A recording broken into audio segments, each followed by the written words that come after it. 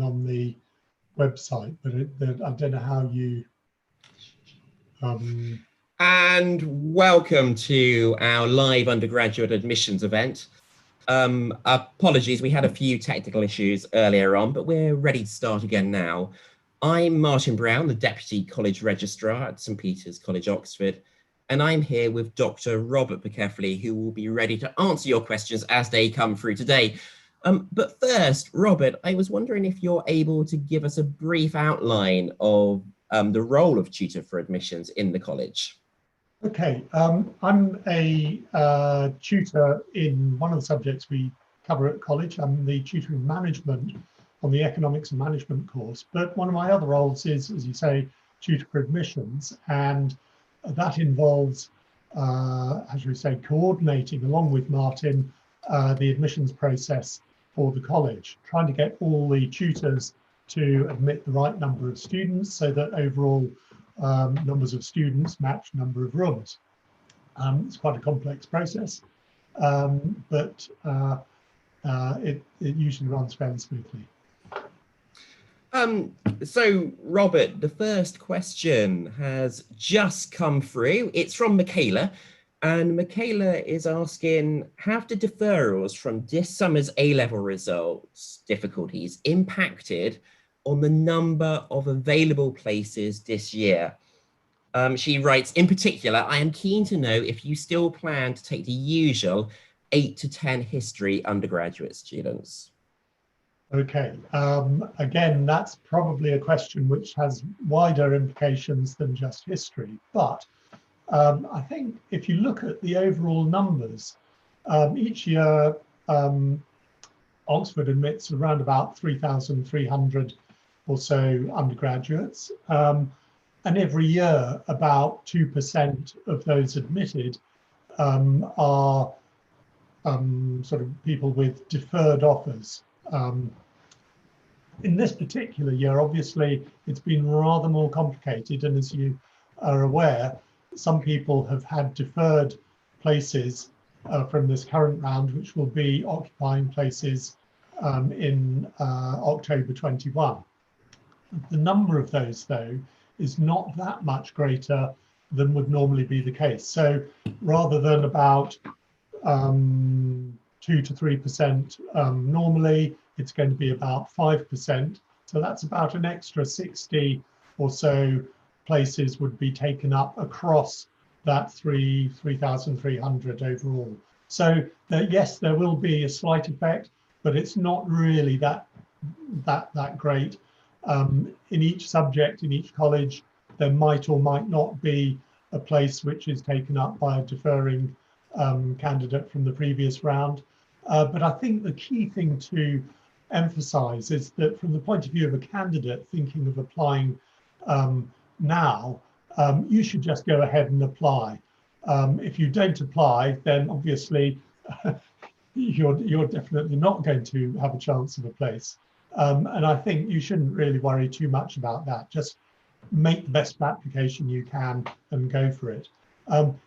It obviously varies, you know, a little bit from subject to subject. In our particular case with St Peter's, in history, we will still be making roughly the same number of offers that we make in a normal year. We haven't fixed the final number of those yet. That's usually done in a week or two's time. But I'm anticipating that it will actually be at the same level for history as it was last year. Thank you very much for that, Robert. So the second question we have that's come through is, do St Peter's view applicants on a gap year equally to those applying in year 13? Okay, we view, I hope, all applicants equally. Doesn't matter whether you're applying for a gap year or applying for immediate entry. But the one thing that you do have to bear in mind is that the question that admitting tutors are having to answer when they're looking at someone applying for a gap year is different from someone applying for immediate entry. And the reason for that is that in the case of you applying for a gap year, you're being compared with a whole host of other applicants who will be arriving the following year, who the tutors have not yet seen. And so if they make you a deferred offer, they have to be certain that you're so good that you're bound to be, or you have a reasonable certainty of you being better than anybody they're likely to see the following year. Now that's a little bit taller order than would normally be the case. But of course, you can apply for a deferred place. If you're are not successful in that application, you could of course reapply the following year for immediate entry that year. So that's just to sort of make the situation clear. Deferred entry is relatively rare, and as you'll have heard from my previous answer, only a small percentage of places each year are deferred in the normal course of things. Thank you. So next question, Robert. Do you differentiate between 8s and 9s at GCSE? Okay. Obviously, tutors look intently at all facets of a UCAS application, and they can tell that 8 and 9 are different numbers. So they're well aware that one might be better than the other. I think the reality, though, is that no one aspect of an application is going to be the determining factor in a tutor's decision. We really do try and look at the whole content of an application, not just what candidates have achieved, but also what they have the potential to achieve on the course. And so I wouldn't worry unduly about what your GCSEs were, what the grades were that you achieved, whether it was an 8 or a 9, and whether this is going to radically affect your application. That is something that you've achieved. Both 8s and 9s are really good grades. You should just concentrate on the on looking forward, if you like, and making your application as good as it can be in every other respect as well. So yes, they are different grades. One is better than the other, but it's not the only thing we look at by a very long way. Thank you, Robert. I've just received a question in concerning history of art written work. And it's written, does your college accept written materials submitted electronically, or should it be posted before the 10th of November? The answer to that question is we accept it electronically. We have a system where if you make an application to us, we'll write to you in October and give you full instructions of how you submit it. With history of art, it's quite important to scan it in colour and have your materials in colour or the original document, and you can upload it and we'll take it from there. So it's a fairly easy process to deal with written work. So the next question, Robert, is, hello, what are your thoughts on applications for next year increasing as a result of students deferring in light of COVID-19?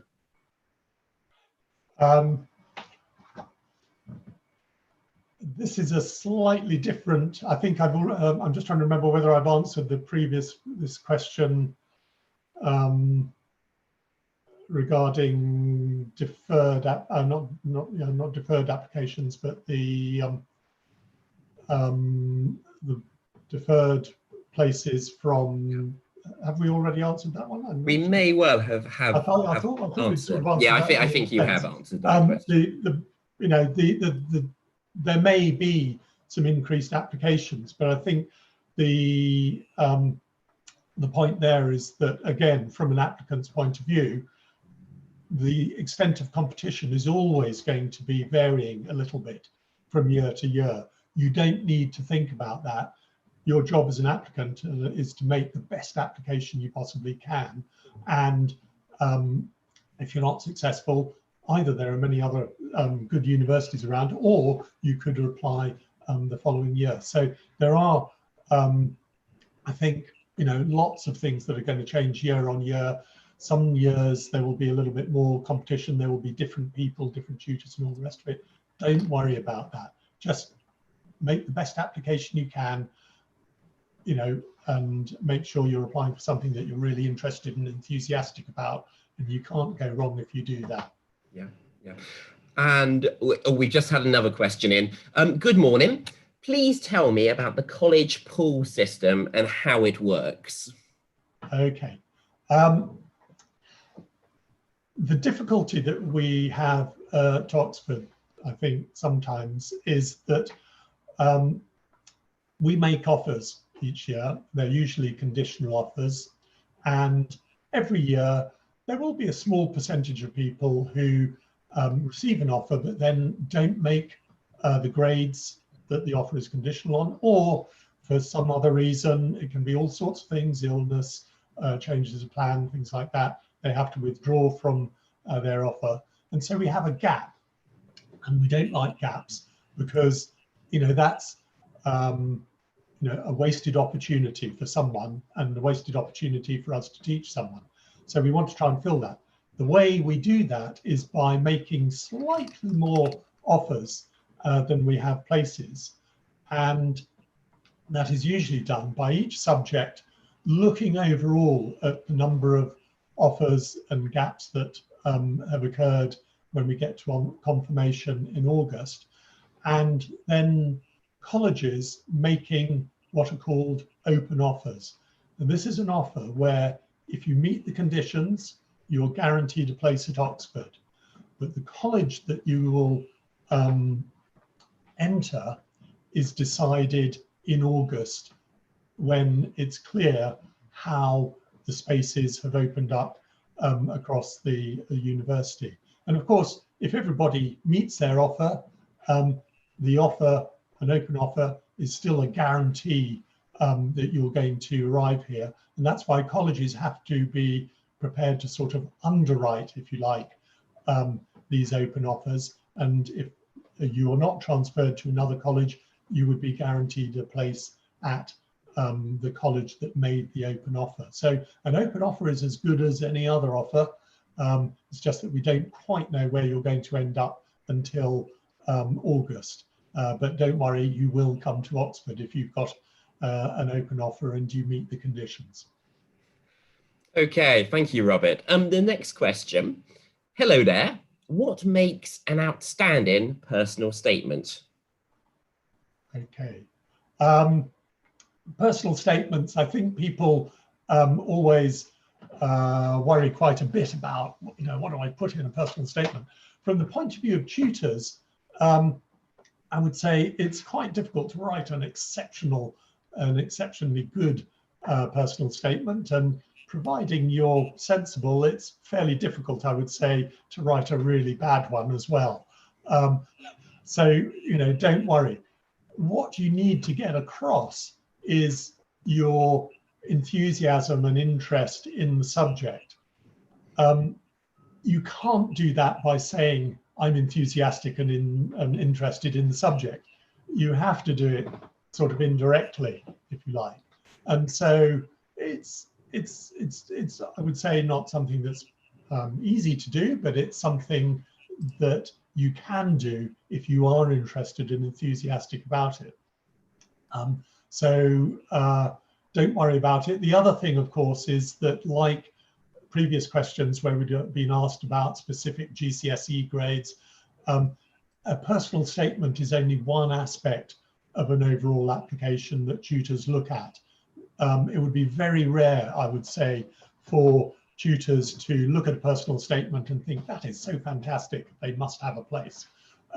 Equally, it's, I would say, almost as rare for tutors to look at a personal statement and say, gosh, that is so terrible, they can't possibly have a place. It's not like that. You know, make sure that your personal statement is written by you and not everybody else advising you. Obviously, listen to advice, but at the end of the day, it has to be you talking about what you're interested in and what you're enthusiastic about. And that's why it's called a personal statement. Thank you, Robert. Next question. Does completing 4 A-levels provide an advantage for an applicant rather than doing 3? Okay. 4 is, one might say, better than 3. But on the other hand, you want 4 good A-levels or 3 good A-levels. And if you're doing 4, you're spreading your efforts a little bit more thinly than you would be for 3. So the other thing to consider is, well, you know, what do I need to get my offer confirmed? You need to meet the standard offer. Those are usually termed in or put in terms of 3 A-level results. The grades required differ from subject to subject. So in a sense, doing 4 is not essential. It might, on the one hand, give you a little bit more insurance because you have another chance to meet that offer.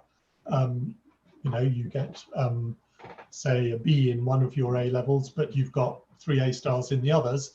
But equally, you might do better if you were concentrating on just making sure that you were doing 3 A-levels and they were all very good.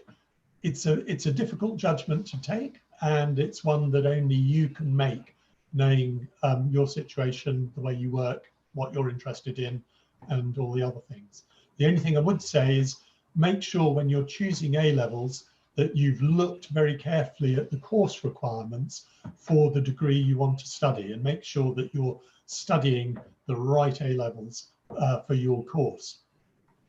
There are a few courses where there are, you know, 1 or 2 specific subjects that you must have included in the 3 or 4 that you're taking, even if there's a fair freedom of choice about the other ones. So I know that, for example, for economics and management, you must have a maths A-level, but we're not too bothered about what the other ones are. Fantastic, thank you, Robert. Okay, so next questions just come in. If we struggle with some questions in the interview, is that okay? Would we get some guidance? Okay, most interviews are going to be difficult. That's, you know, why they're interviewing you in the first place. It is quite normal for candidates to, at some point, grind to a halt, to, you know, be wondering, you know, what's going on. In fact, if a candidate automatically springs to a conclusion, you know, it does make one wonder whether it's the right conclusion. It's quite normal for candidates to ask for more information, or to say, for example, you know, if you mean this, then I would say this, but on the other hand, if you really meant that, then I would say this other thing. And so you might need to ask for some clarification.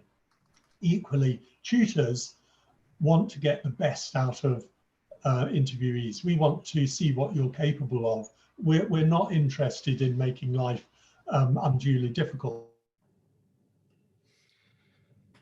Okay, so Robert, stuck on one particular point, we would be offering some guidance on where you might, or what sort of things you might consider next. Fantastic. Okay. The next question that's come in is, I attend a private school and I'm worried about the media reporting that it is becoming hard to get a place. What do you look for in private school applicants? But although this has come in, I guess we could also do it from the state perspective as well. Yeah, I think the message there is really quite simple. It doesn't matter what school you're from. We treat all applicants equally. In fact, we're bound to do so by what's called the common framework governing the way in which colleges approach applications. We would just sort of treat all applicants the same. We are looking, I hasten to add, for both achievement and potential. And we would be looking also at the context in which applicants had achieved their grades, and also the context in which the various aspects of their UCAS form indicated their potential. So we will be looking at the whole application, but whether you apply, whether you're successful or not, should not depend on which school it went to. It should depend on your potential to do well on the course when you arrive here. And that's what we're really interested in. Yep, exactly. So next question. Do better predicted grades mean that your entry requirement will be higher? No, in a nutshell. The grades that you're predicted are a hopeful statement by your school as to what you're going to achieve in practice. But you're still subject to the same standard offer conditions that everybody else made an offer in your subject will be subject to. You know, you may have been predicted, you know, 4 A stars. Most tutors will believe that when they see it. The standard offer for your subject may be A star or A star, A star A. So the fact that you're predicted 4 A stars is not going to alter that at all. You have to meet the standard offer. Would it affect your chances of being offered an interview? Again, I would say that your predicted A-level grades are again only one aspect of an application. We always know that predictions tend to be a little bit higher. I would say, sort of thinking of it in points terms, probably 5 or 10% higher than people actually achieve on average. So there's always a little bit of wishful thinking there going on. But again, as long as you're predicted to meet or exceed the standard offer for your subject, then you could be considered for an interview. Fantastic, Robert, thank you. So next questions come in. What's an open offer? Okay, an open offer is one where we try to make sure that we can fill any gaps which open up in the following August when we get to confirmation of results day. At that point, we may lose a few of our offer holders, either because they don't meet their offers, which is relatively rare, or because, again, relatively rare, they might have to withdraw from this year, illness, other disasters, changes, or whatever. There's a whole host of reasons. And we want to be able to fill those gaps. So every year we make a carefully calculated small number of open offers.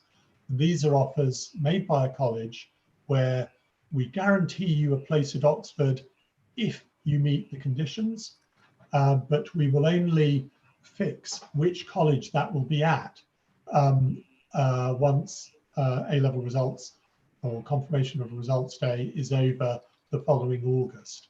And if, for example, no spaces open up at other colleges which those open offers would be available to fill, then the college making you the open offer guarantees that they would give you a place because you've met, providing that you've met the conditions of the offer. So if you've got an open offer, it's as good as any other offer as long as you meet the conditions. So the next question, Robert, is, do you look at A star at SQA Advanced Higher?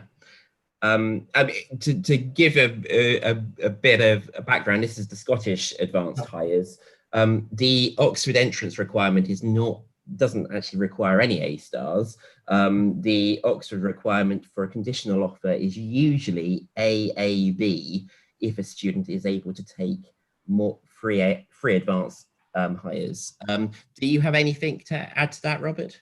Again, I think this is one of these instances where, you know, the more impressive an application looks, obviously the more weight it's going to be given. You know, really exceptional exam results is always going to be a help. There's no denying that. But again, it is one aspect of an application. So yes, we'd certainly look at anything that's on an application, and you're obliged to put anything, any exams that you've taken or any results that you've achieved on your application. So it will be taken into account, and you know, better exam results are better for everybody, both for you and for us too. So the next question is Oxford expensive to live in, and how much does St Peter's charge for accommodation? So I can take the accommodation charge. The accommodation charge for the first year of study is £164 a week. But the benefit of the Oxford term is it's only 8 weeks long. So there's a 27-week residence, and that comes to a total of, and this is rather precise, so apologies, £4,428 per year. Do you have anything, Robert, to add on the expense? The only thing I would say on the cost of study is that we do have extensive help available to students in terms of at least advice, if not, for example, student hardship funds and various other things. And I would strongly advise anybody wondering about the money to contact us and ask the more detailed questions that we would need to go through to try and allay any worries or fears about that. The bottom line is, if you've got the skills, ability, and all the rest of it to get a place here, then we want to be able to give you every possible support we can to make sure that you get here, and that the money side of things is not as a concern, which I know that it will be for many people. Yeah, thank you, Robert. So we've got a question in: will grades be lowered with an EPQ? Okay. I'm assuming there that we're talking about the extended project qualification. Yeah. And I'm not quite sure, but will grades be lowered? I think the EPQs do not form part of the standard offer scheme. So in other words, say for example, a subject requires A star, an A level. The fact that a student had done an EPQ would not affect that at all. On the other hand, if you've done an EPQ and you're predicted to meet the standard offer or exceed it, then whilst it won't help you meet the conditions of the offer, it may well be something that you're really interested in and that is fun to do, and that you know, it's a great opportunity to be able to study something in a project and you know, make a success of that. And that can always be a good thing, and it can also spill over into, say, things like interview questions and all the rest of it. And you know, it's just inherently a good thing to do, perhaps. So it won't affect your chances of getting a place. You know, if you can't do an EPQ, there aren't the resources available in your school to organise an EPQ or whatever. That doesn't matter. You know, it's not going to make any difference. On the other hand, if you have done an EPQ, then you know, great. You know, I hope it was interesting and fun to do, and you know, maybe it's something you can talk about. But it's not going to affect the grades that you're required to meet to satisfy any conditional offer. Okay, thank you, Robert. At the moment, the question, I think we've come to the end of the questions. I guess we'll hang around for a few more minutes before we bring this session to the end.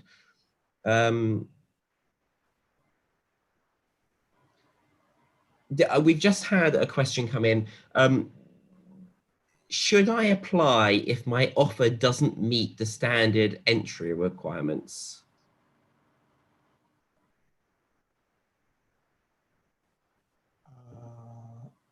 I'm a little bit puzzled as to what that the offer. Yeah, I think the answer By to the offer there. yeah. Yeah. Oh, we've just received another question coming in. Are you planning to implement any tool to help financially EU students who have lost home fee status?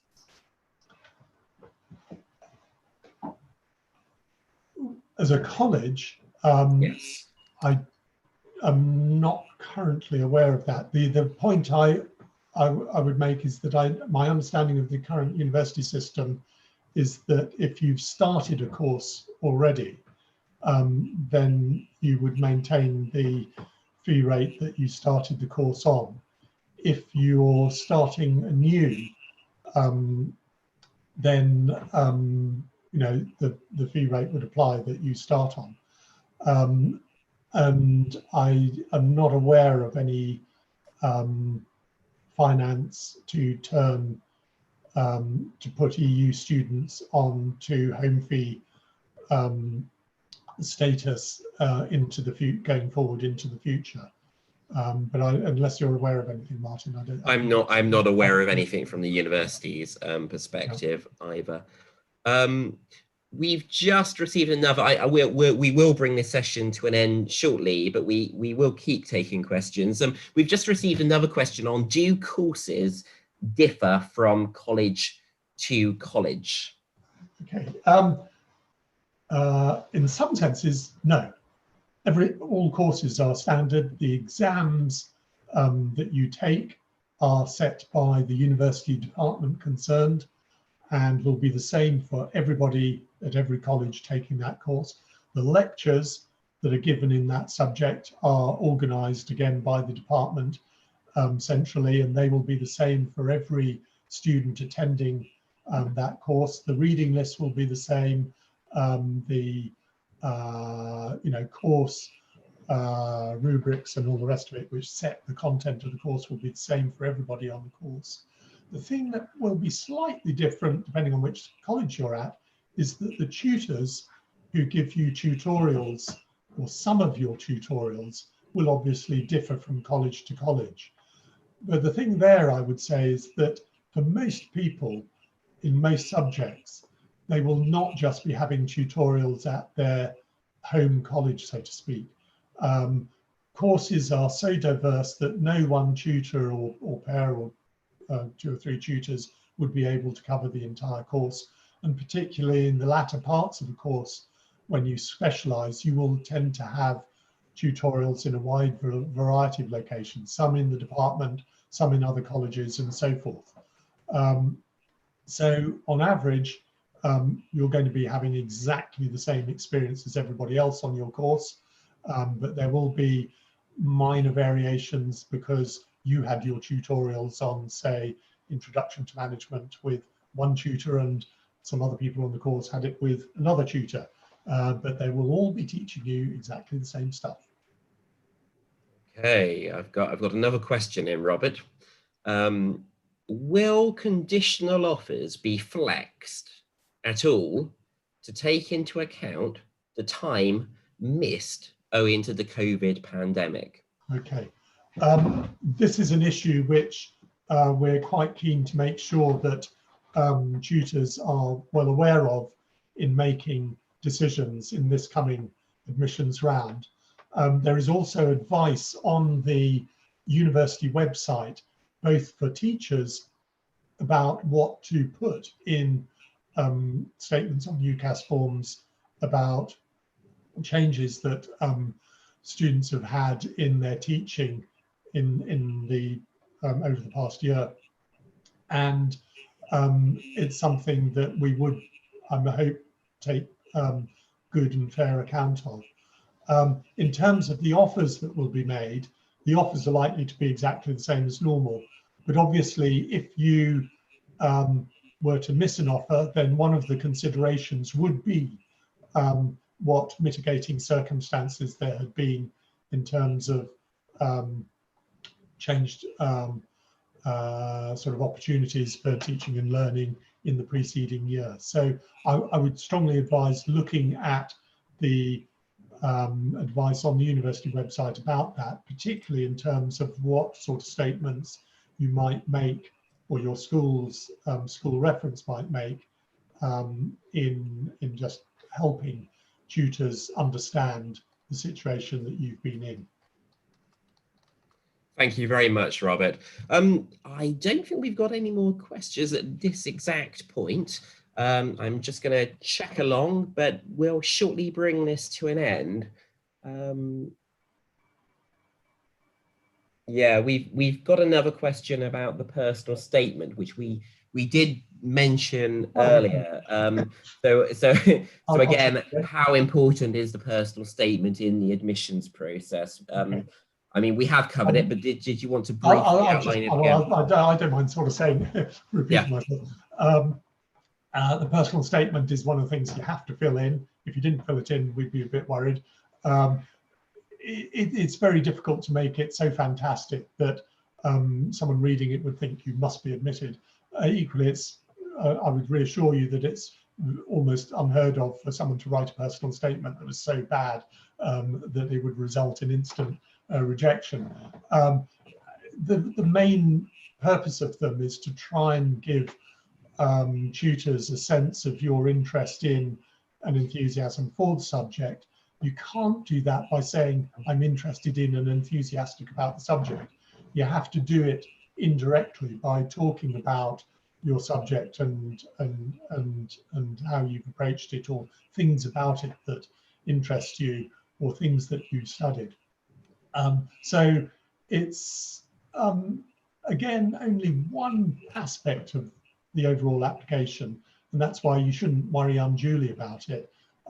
We try to look at everything on an application, and a personal statement is just one of those things. So make sure it is a truly personal statement. You've got to write it. It has to be your opinions and interests and enthusiasms, not those of your teachers, your parents, and everybody else.